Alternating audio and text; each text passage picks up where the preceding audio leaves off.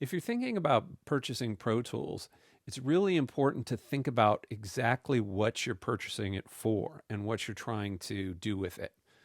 There are different versions of Pro Tools which are capable of different things. A few of them are sort of not particularly useful, and other ones are very useful. And the other thing to think about is don't overspend. So don't underspend and don't overspend when you're purchasing Pro Tools.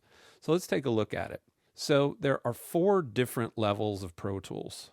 There is Pro Tools Intro, there's Pro Tools Artist, there's Pro Tools Studio, and there is also Pro Tools Ultimate. So just straight out of the gate, they sort of tell you what these are going to be used for. So Pro Tools Intro, you could get this for free. You don't have to purchase it, but it is very, very limited in what it does. And the way that they describe it is beginners and hobbyists just getting started with making music and sound. And then the step above it is Pro Tools Artist. So this is for anyone looking to make professional quality music and beats with easy to use creative tools. So one thing to notice about these two things is they only allow you to do music. You cannot do post-production at all. You cannot work with video, you cannot score films, you can't do anything like that.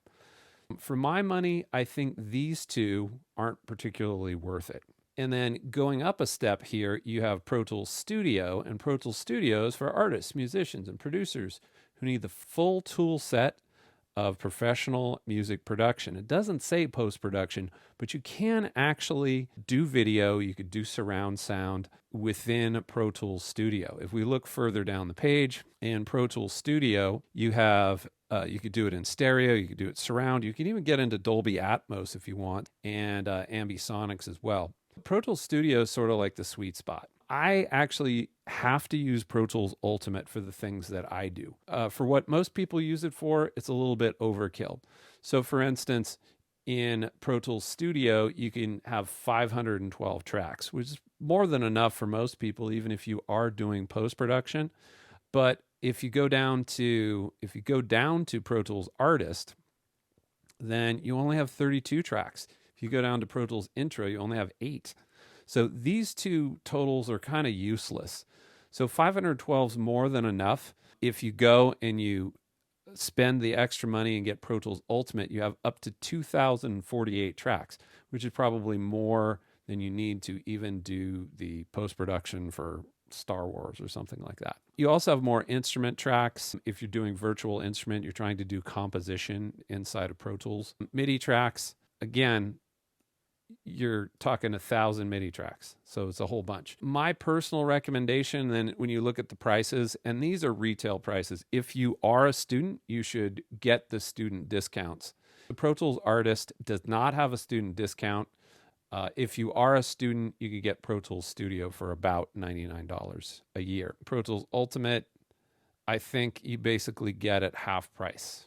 One of the easiest ways to do this is to go through a retailer, and one that works out pretty well. They have good customer service.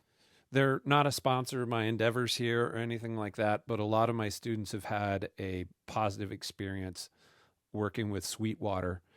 And you can actually call somebody on the phone and talk to them, and then they can help you through the validation of your educational credentials as well.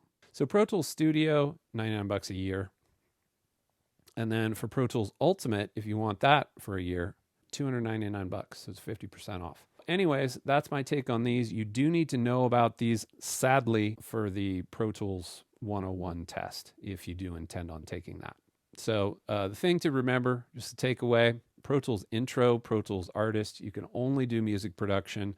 They have a limited number of tracks, 8 for Pro Tools Intro, 32 for Pro Tools Artist. You can't do video at all. Pro Tools Studio is sort of the sweet spot. That you have plenty of tracks to work with. You can also do stereo, you can do surround, you can do Dolby Atmos. And then if you have to do really, really intensive work, Pro Tools Ultimate might be the one for you, but it does cost quite a bit more. Anyways, that's the takeaway. So basically, do Pro Tools Studio. If you can, get the Pro Tools discount. I recommend working through a retailer, because if you try to get it through Avid, through anybody, you will have to prove that you are a student. You'll have to give your student ID. But if you try to do it through Avid, it can actually be a pain in the ass. And if you're working with a retailer, normally they'll push that through for you. And those are the different versions of Pro Tools.